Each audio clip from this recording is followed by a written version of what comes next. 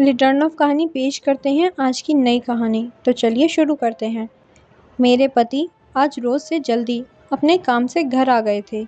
मैंने उनसे कहा, जल्दी से नहा लीजिए, तब तक मैं खाना लगा देती हूँ।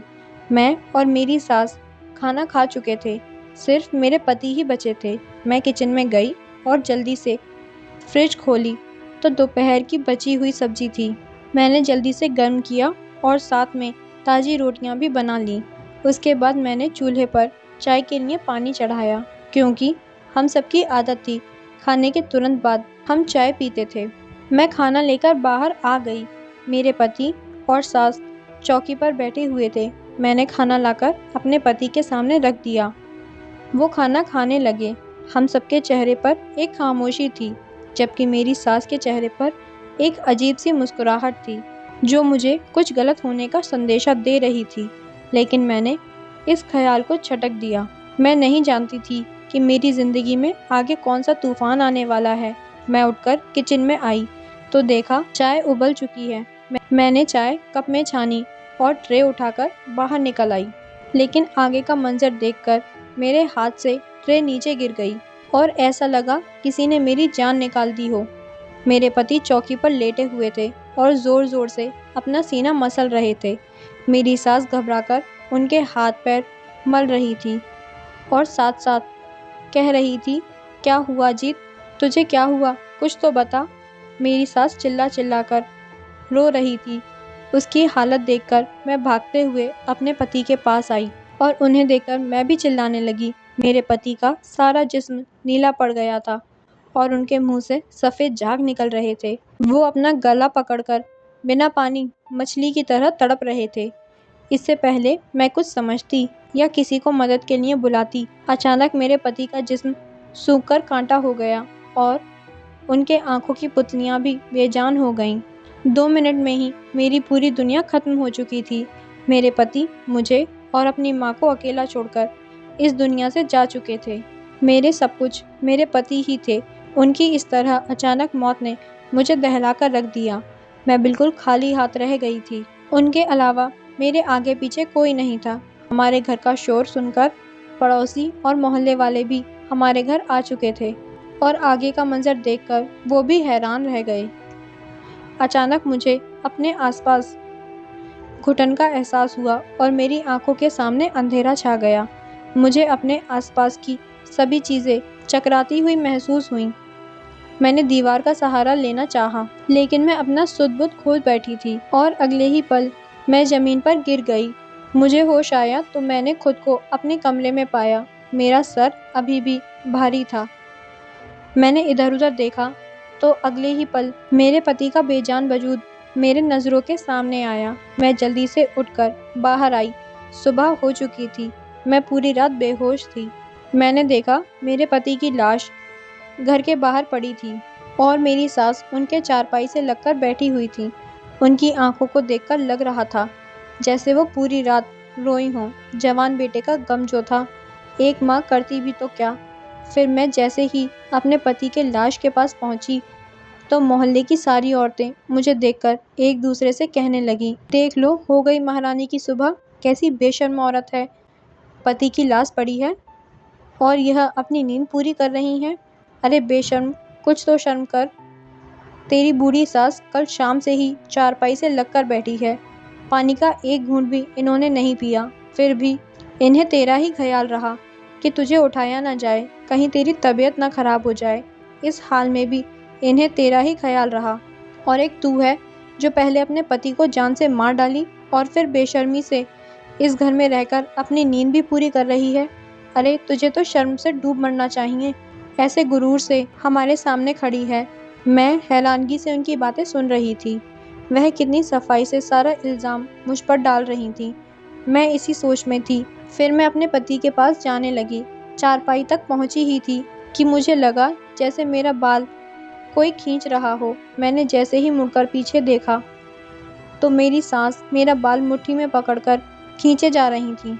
उन्होंने मुझे किसी अछूत की तरह खुद से दूर फेंका। मैं जाकर दरवाजे के पास गिरी। अपने आप को किसी तरह संभालते हुए मैं फिर से चारपाई के पास जाने लगी।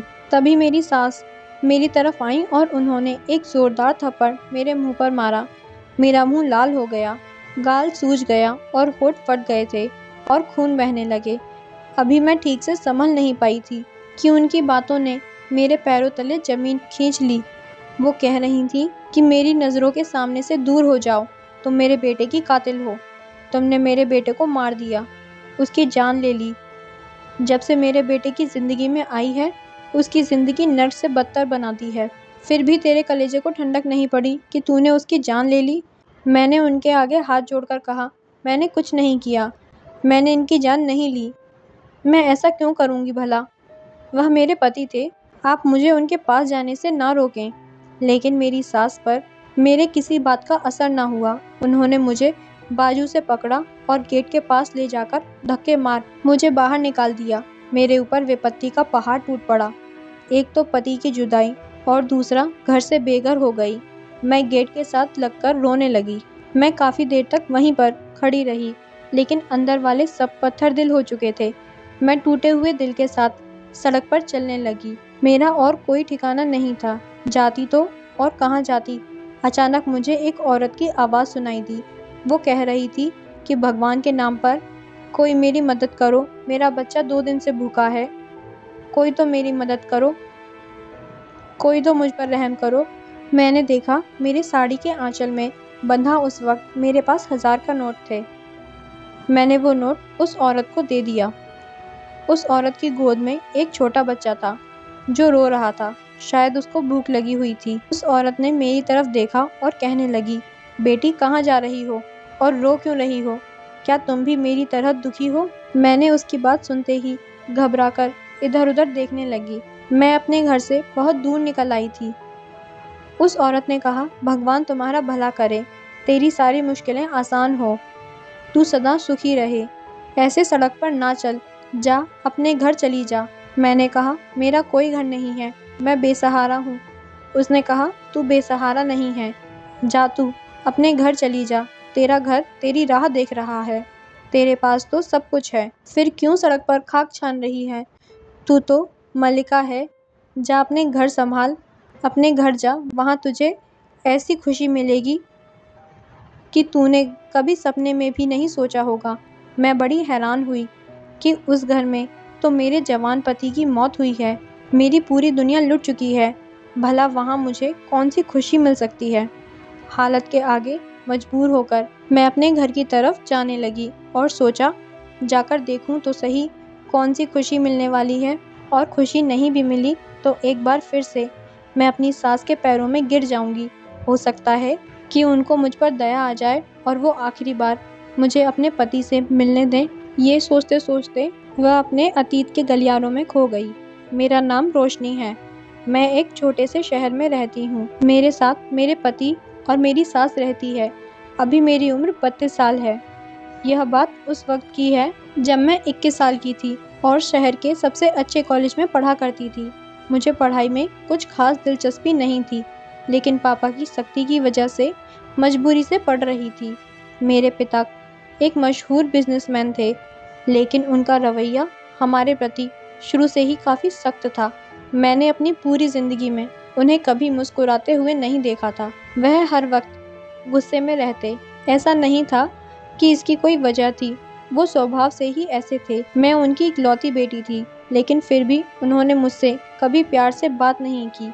वो मेरी हर छोटी से बड़ी ज़रूरतों का ख्याल करते, लेकिन मैं उनके गुस्से से परेशान थी। मैं और मेरी माँ हमेशा फूंक फूंक कर ही कदम रखते थे और इस चीज़ का ख्याल रखते कि कोई भी बात उनकी मर्ज़ी के खिलाफ ना हो। मेरी माँ भी पढ़ी लिखी औरत थी। मुझे मेरे पिता के रवैये ने अपने घर वालों से दूर कर दिया था। हद से ज़्यादा सख्ती भी इंसान को अपनों से दूर कर देती है। मेरे साथ भी कुछ ऐसा ही हुआ। उस दिन जब मैं कॉलेज से घर आई तो मेरे पापा के बिजनेस पार्टनर अपनी फैमिली के साथ हमारे ड्राइंग रूम में बैठे हुए थे। मेरे पापा के बिजनेस पार्टनर अक्सर हमारे घर आ जाया करते थे।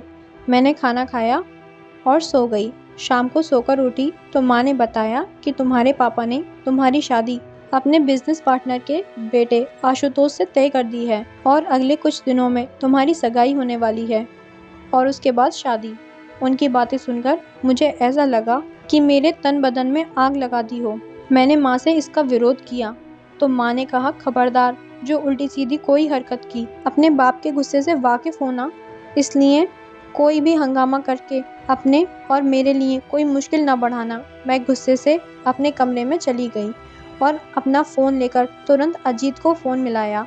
रो रो कर उससे कहने लगी कि पापा मेरी शादी ज़बरदस्ती अपने बिजनेस पार्टनर के बेटे से करवाना चाहते हैं। तुम जल्दी कुछ करो क्योंकि मैं तुम्हारे अलावा किसी और से शादी नहीं कर सकती। अजीत ने कहा, तुम फिक्र मत करो, मैं जल्दी ही कुछ करता हूँ। मैं बहुत परेशान थी। दरअसल मैं अपने क्लासमेट अजीत से प्यार करती थी।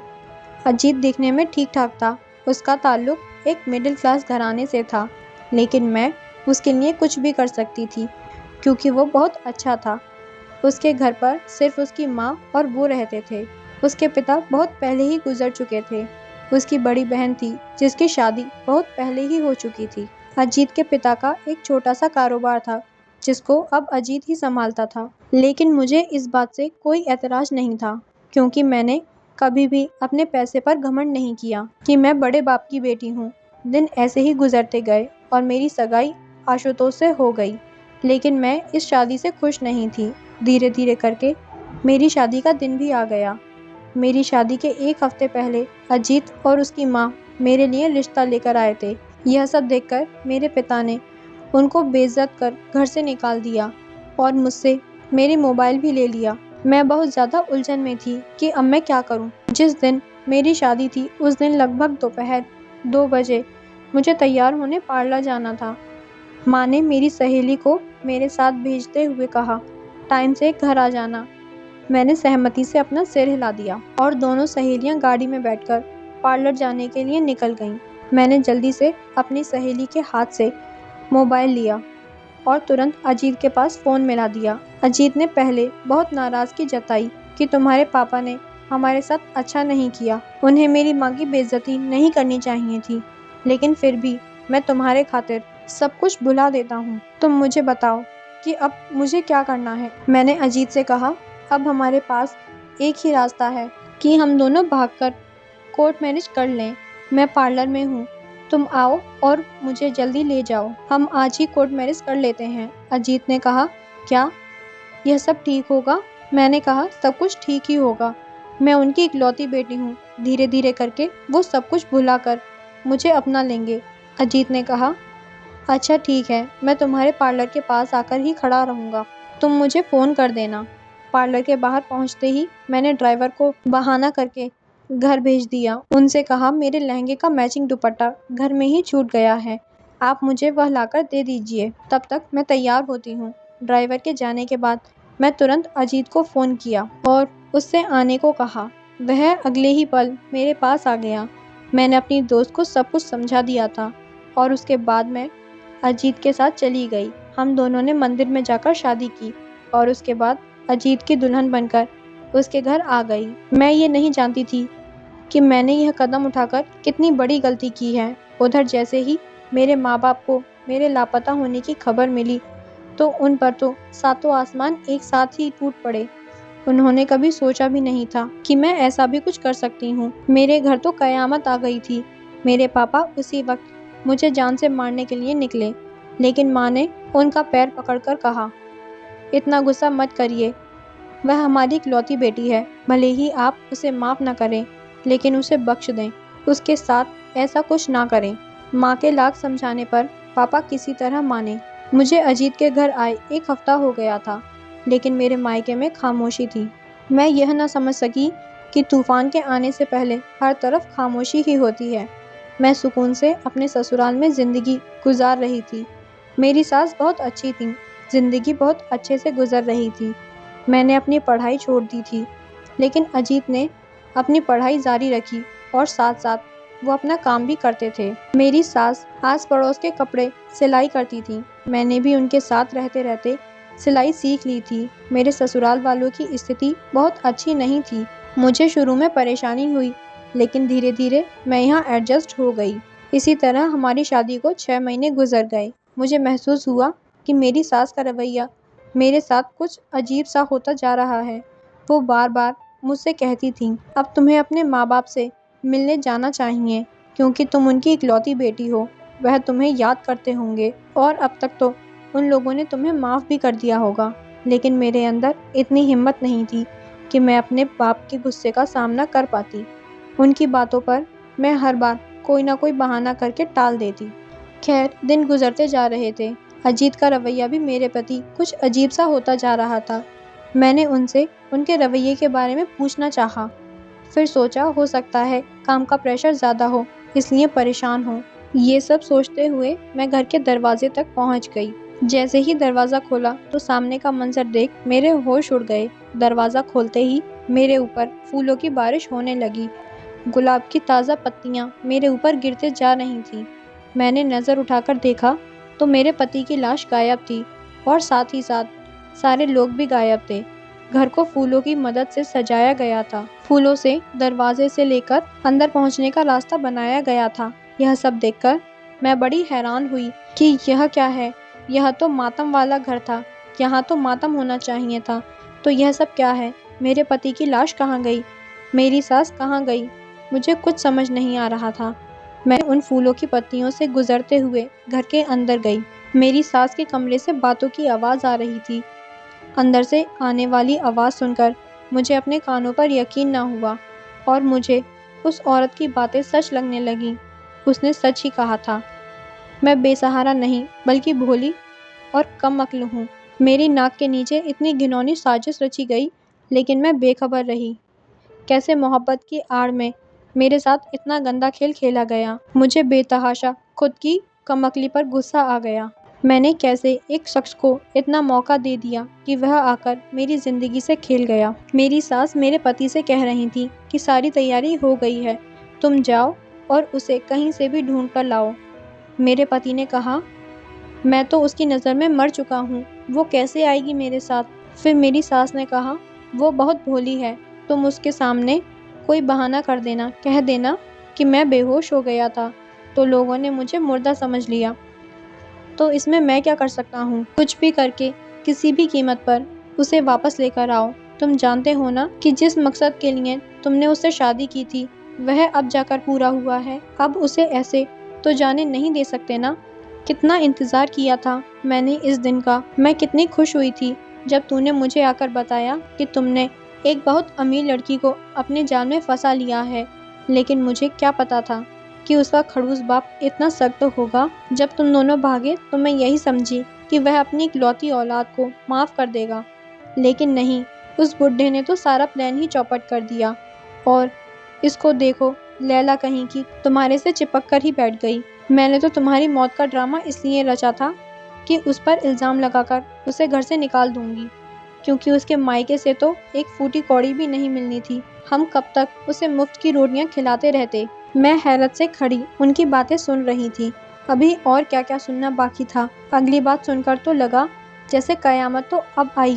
पहले तो बस छोटे मोटे झटके थे। मेरी सास की अगली बात ने मेरे जिस्म से जान निकाल दी। मैं बेतहाशा फर्श पर गिर पड़ी। मेरे पति और सास ने कुछ गिरने की आवाज़ सुनकर दरवाजे की तरफ देखा तो उनके चेहरे पर खौफ के साए मंडराने लगे।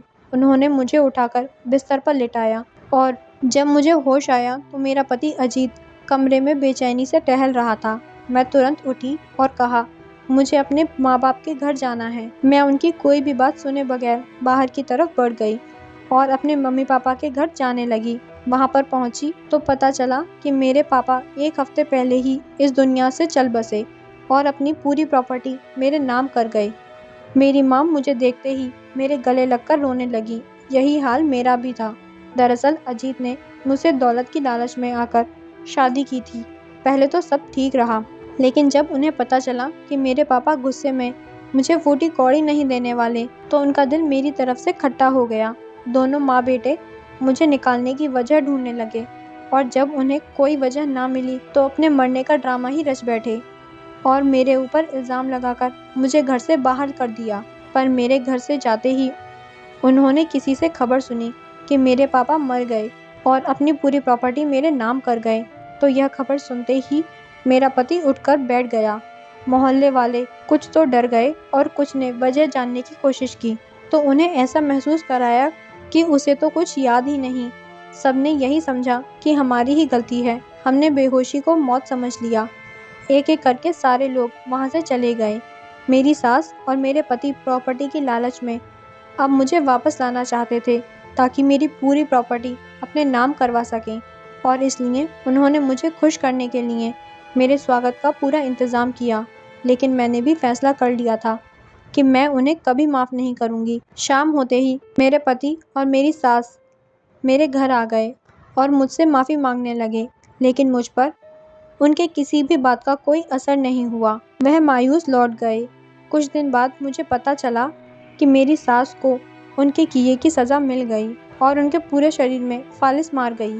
अजीत की भी हालत बहुत ख़राब थी। उसकी हालत देखकर मेरा दिल खून के आंसू रोता था। चाहे उसने मेरे साथ जो भी किया, लेकिन वो मेरी मोहब्बत था, इसलिए ना चाहते हुए भी मैंने उसे माफ़ कर दिया। मेरी सास और मेरे पति दोनों बहुत बदल गए हैं। उनकी ज़िंदगी से दौलत की हवस ख़त्म हो चुकी है। 2 साल बाद भगवान ने मुझे एक खूबसूरत बेटा दिया और मैं हंसी खुशी अपनी ज़िंदगी जी रही हूँ। दौलत की लालच इंसान को अंधा कर देती है। वो संभल तो जाता है, मगर ठोकर लगने के बाद। इस कहानी के बारे में आपका क्या विचार है, हमें कमेंट करके ज़रूर बताएं। कहानी अच्छी लगी हो तो लाइक कीजिए और चैनल को सब्सक्राइब करना ना भूलें। धन्यवाद।